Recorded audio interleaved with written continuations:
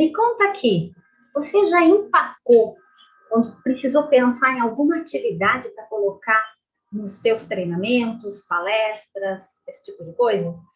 Pois é, se você já empacou, então você não pode perder esse vídeo. Não perca esse vídeo, porque eu vou trazer aqui para você muitas dicas bem interessantes que elas certamente vão fazer a diferença para ti na hora de montar o teu material e se prevenir, se precaver aí de alguns probleminhas de percurso que às vezes acontecem com a gente, o famoso branco e tudo mais. Então assiste até o final, que essas dicas eu tenho certeza que valerão ouro e pelo menos uma delas vai fazer diferença para o seu trabalho. Eu sou Suzy Souza, coach de líderes e mentora de profissionais de RH.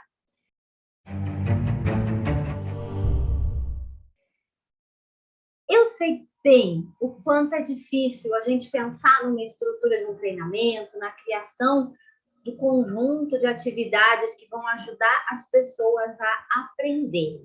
Eu sei bem o que é isso, porque essa é a minha prática. A gente normalmente faz um belo trabalho aí de identificação de necessidades, faz um briefing muito bem feito, inclusive aqui no canal tem um vídeo especificamente sobre o briefing. Quando a gente faz a pesquisa de conteúdo, enfim. Essa parte não é a parte que é mais difícil. Para a maioria das pessoas, pelo menos não. Para quem está começando, pode ser, mas para a maior parte das pessoas que já faz isso há algum tempo, não é a parte mais difícil. E eu posso te afirmar isso porque eu converso muito com as pessoas da minha área, pessoas que já fazem isso há algum tempo, a gente bate papo e daqui a pouco sai uma pérola dessas, e aí todo mundo, pois é, para mim também é ruim, para mim também é difícil e tudo mais. Então, eu paro e penso aqui o seguinte, as pessoas ficam me falando que o mais difícil é transformar aquele conteúdo num PowerPoint bacana, mas isso eu vou deixar para um outro vídeo, e também pensar em atividades que não caem na mesmice, porque eu não sei se isso acontece com você, eu acho que sim, porque eu ouvi isso de várias pessoas, mas chega num ponto que a gente meio que enjoa de algumas atividades. Para o nosso público, é a primeira vez que eles têm acesso àquela atividade, mas para nós, quando trabalhamos com várias turmas, ou para as pessoas que têm aqueles programas que são repetidos em vários grupos, né? Acaba que dá um enjoo, dá um fastio de vez em quando. Então, para a gente evitar cair na mesmice, é legal de ter um leque aí de possibilidades, até para nós. Eu, particularmente, enjoo fácil das atividades. Eu paro de usar um tempo, depois eu volto, aí depois eu paro de novo. Quando volto, eu dou uma transformada, uma repaginada, porque eu gosto, sim, de trazer para o meu trabalho, na hora dos cursos, das atividades, coisas diferentes. Porque a gente pensa um monte de coisa, a gente encontra várias soluções, né? Então é legal de você experimentar umas coisas bacanas, uns jogos, umas dinâmicas, exercícios, incluir a tecnologia, tem várias coisas que a gente pode fazer.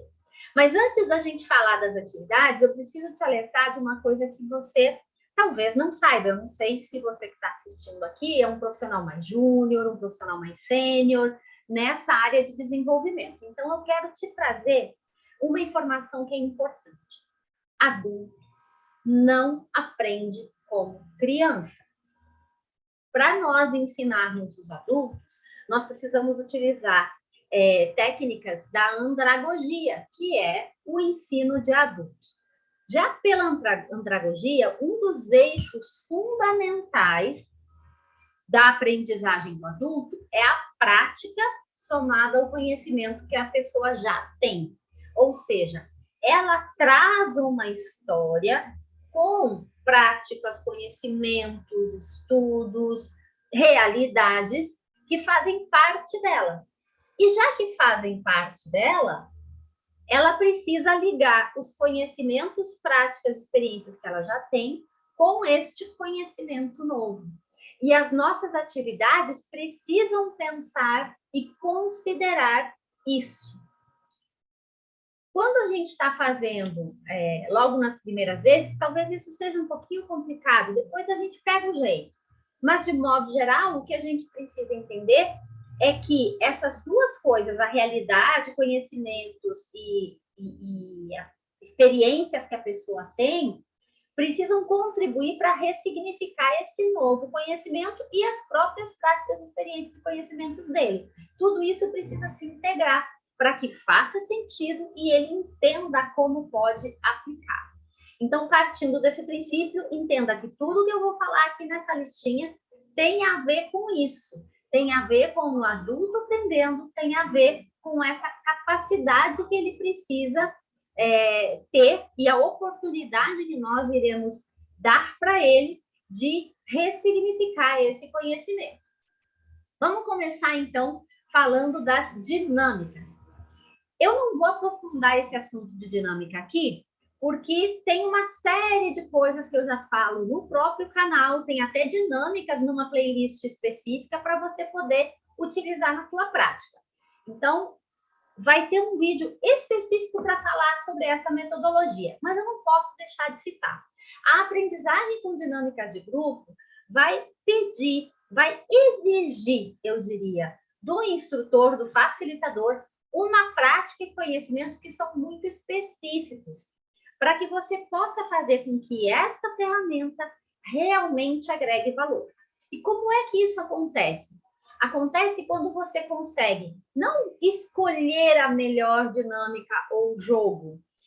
Acontece quando você consegue, depois da atividade terminada, criar um excelente CAV, que é o ciclo de aprendizagem vivencial. Ele precisa ser estruturado, ele precisa garantir que aquela pessoa aprendeu pela prática. E eu vejo que tem muitos profissionais que foram aprendendo a fazer dinâmica, valorizando a dinâmica e não o que vem depois dela, que é o fundamental. Inclusive, muitos desses profissionais não fazem essa segunda parte. E aí a gente acaba tendo problema. Então, é fundamental que você aprenda a fazer um CAV. Se não sabe fazer, nós temos aqui na Ímpar um curso de jogos e que te ajuda, jogos e dinâmicas, ele te ajuda a aprender a fazer isso, entender os momentos e fases do grupo, entender todas as etapas do CAV, construir jogos, mas também isso é papo para outro momento. Vamos lá. Quando você sabe realmente usar adequadamente um jogo ou dinâmica de grupo, você consegue extrair daquela prática os conhecimentos, as experiências novas que essa pessoa precisa ter e linkar com o que ele está vivendo agora, com o que ele já viveu. Ou seja, você junta esses dois mundos, beleza? Então, dinâmica para mim é uma ferramenta importantíssima, mas não pode e nem deve ser banalizada. Acho que você concorda comigo, né? Aliás, vai me dizendo aqui embaixo do vídeo se isso faz sentido para você. Vamos ao segundo, a segunda coisa que a gente pode usar como atividade e que enriquece os nossos programas, que são as enquetes. Quando a gente está fazendo um trabalho e envolve um novo conceito, abrir e destrinchar um determinado conceito, uma atividade que é incrível e que muita gente esquece de utilizar é a enquete. A enquete vai garantir um negócio muito legal. E se você ainda não experimentou, sugiro que experimente. Elas podem ser usadas tanto no trabalho online quanto no presencial. E pode ter ou não o apoio da tecnologia. Hoje, existem até alguns softwares que você pode fazer isso, manda o link para a pessoa da enquete, né, lá no WhatsApp, no Telegram, aí as pessoas respondem e na hora dá para ter o resultado lá numa grande tela, é muito bacana. Se você quiser que eu faça um vídeo sobre esse tipo de ferramenta, deixa aqui embaixo para mim, que eu faço para você, não tem problema nenhum. Sem tecnologia, a gente pode fazer essas enquetes menorzinhas, perguntando entre 2 ou 3 opções de que modo a pessoa vê aquilo, né? Quase um quiz. E a gente vai contabilizando as respostas das pessoas no book mesmo, no manual. Não tem muito jeito, né? Então, é bem bacana porque as pessoas se envolvem muito nesse tipo de atividade e ela é super coringa, porque dá para fazer no online, no presencial. As enquetes, elas podem ter opiniões, posicionamentos, perguntas sobre o próprio conteúdo.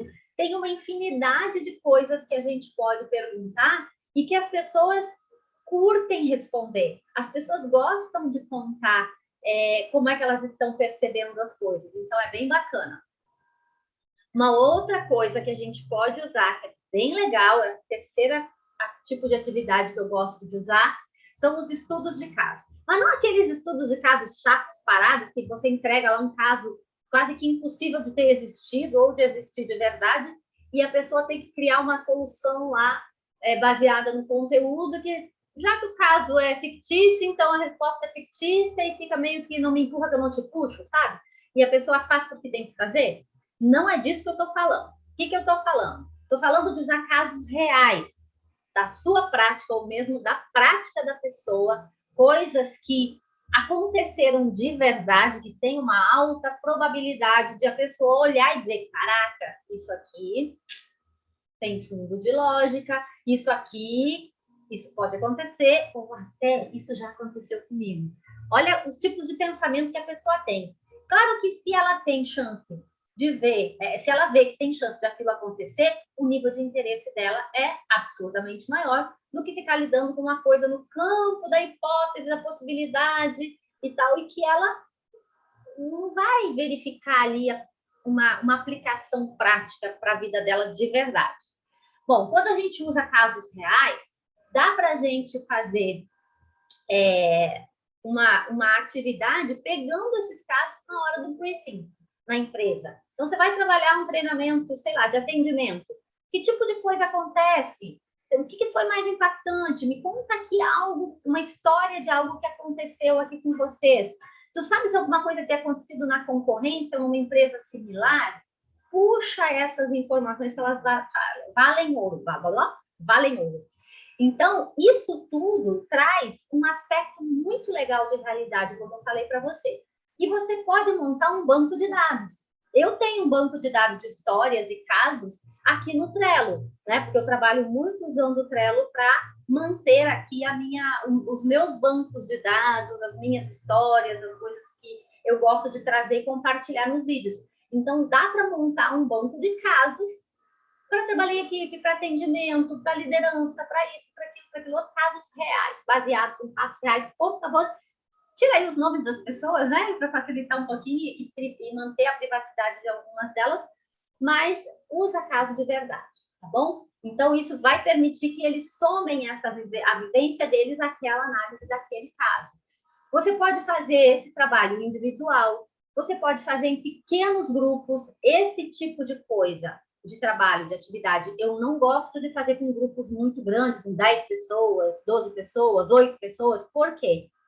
Porque é muito fácil de alguém ficar de fora da discussão. E quando os grupos são pequenos, até 4 pessoas para este tipo de atividade, tá, gente? Você pode ter 10 grupos, 8 grupos, com 3 a 4 pessoas, para analisar um determinado caso, ou cada grupo analisa um caso diferente. E propondo soluções e tudo mais. Isso faz com que todo mundo participe, ou muito poucos não participem. Porque a gente sabe, né? O pessoal em trabalho de grupo se escora um no outro. Mas, enfim. Bom, metas e resultados dentro do processo também são muito legais. Essa é um outro tipo de atividade.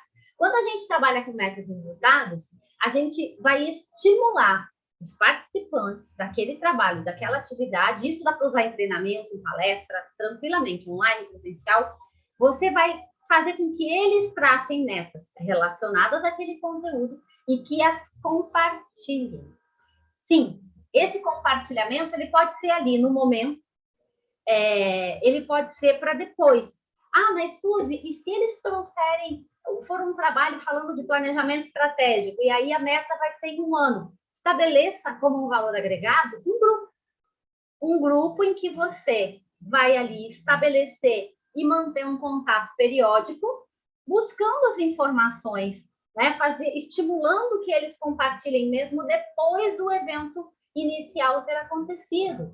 Estabeleça um compromisso com todos, trabalhe com um foco de realmente prestar atenção e acompanhar essas pessoas. Isso é muito bacana. E não precisa, na verdade, ser coisa muito longa ou muito ousada. Às vezes são coisas que ele pode praticar, pode colocar no dia a dia dele em uma semana. E aí você tem como estimular, porque na hora que um ou dois começam a compartilhar, os outros também compartilham e você cria um movimento, você cria uma energia diferente para eles e isso dá muito certo para fixar conteúdo. Um outro tipo de atividade que também é pouco explorada pelas pessoas para aprendizagem é o brainstorm de ações futuras baseadas nos conteúdos. Não são metas, mas são ações. Exemplo, eu estou vendo aqui, vou pegar um caso aqui de liderança, que eu posso passar a utilizar o feedback sanduíche. E quando eu começo a utilizar o feedback sanduíche, como é que eu vou levar isso para a minha prática? Eu posso fazer assim, eu posso fazer assado, eu posso testar com o fulano, que é um pouco mais sensível aí a contribuir, a colaborar, né? E tá ali mais próximo de mim. Ou eu posso exercitar logo com aquele cara que está mais distante, mais difícil, e já estabelecer um novo tipo de contato com ele. Então, olha como é legal, ele já pensa como ele leva aquilo para a prática. E ele não precisa pensar sozinho, ele pode pensar no grande grupo. Então, os brainstorms normalmente são atividades muito ricas nesse sentido, porque a pessoa, se ela não pensou em um tipo de prática que ela possa levar para o dia a dia, ela provavelmente vai ouvir de alguém e vai dizer, cara, eu posso levar isso para o meu dia a dia, olha que legal, né? Então, enriquece muito, amplia muito a visão de como levar para a prática. E não fica uma coisa só de cada um fazer isso, porque pode, pela experiência de cada um, ficar mais ou menos limitado nas possibilidades de escolha, tá? Então, esse é muito legal. Uma outra coisa que eu costumo usar são os trabalhos em grupo online ou presenciais. Trabalhos em grupo, normalmente, eles trazem um excelente retorno porque eles permitem uma troca ativa. E, de novo, grupo quanto menor, melhor, para que todos participem. Então, se você tiver um software, no caso do online, que permita você trabalhar com a divisão de grupos online, é fantástico. Eu gosto muito do Zoom porque ele me dá essa estrutura e a gente tem uma gestão muito legal enquanto os grupos estão trabalhando, porque você vai nos grupos, você entra em cada uma das salas, você tem como organizar os grupos previamente, ou até fazer na hora de modo aleatório, porque ele organiza de modo aleatório. Então, é bem bacana, porque te dá uma ferramenta fantástica para você trabalhar aí no dia a dia.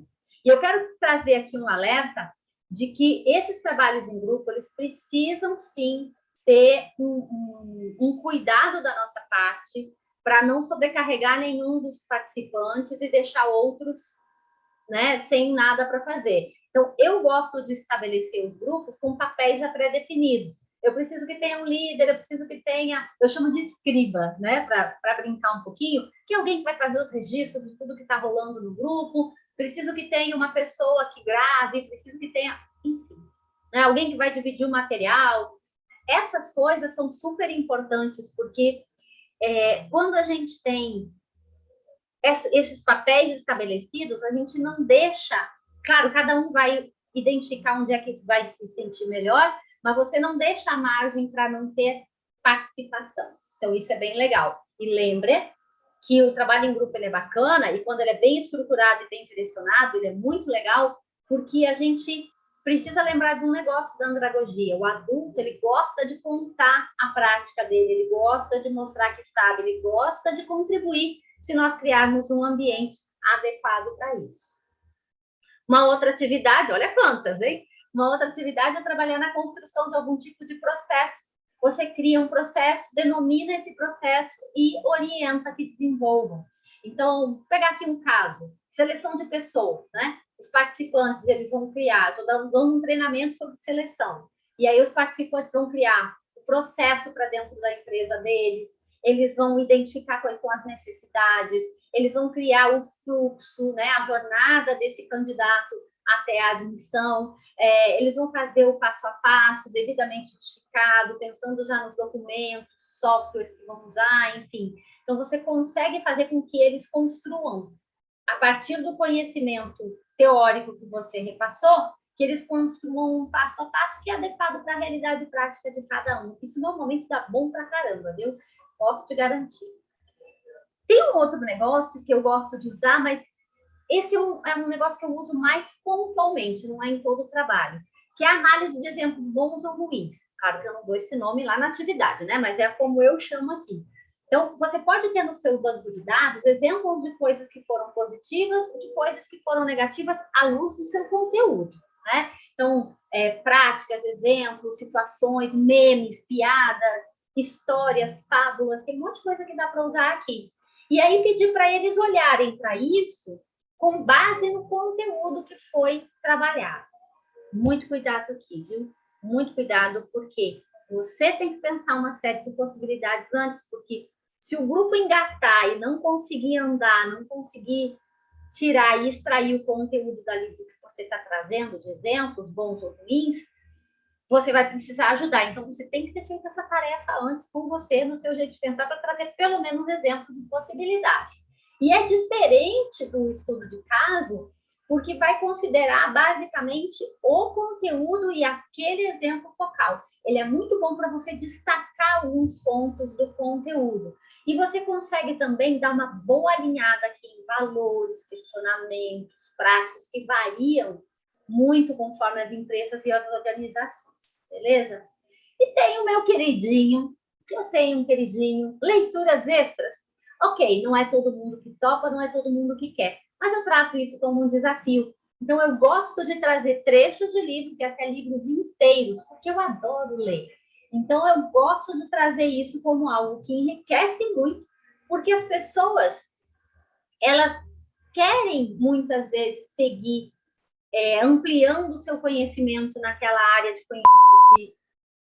de saber. Né? A área de conhecimento de novo vai ficar horrível. Então, aquela área de saber. Então, elas querem aprofundar. Nem todas, não, nem todas. Mas as que querem aprofundar, elas já recebem de você uma dica a mais que vai ajudá-las a dar uma base nisso que é muito legal.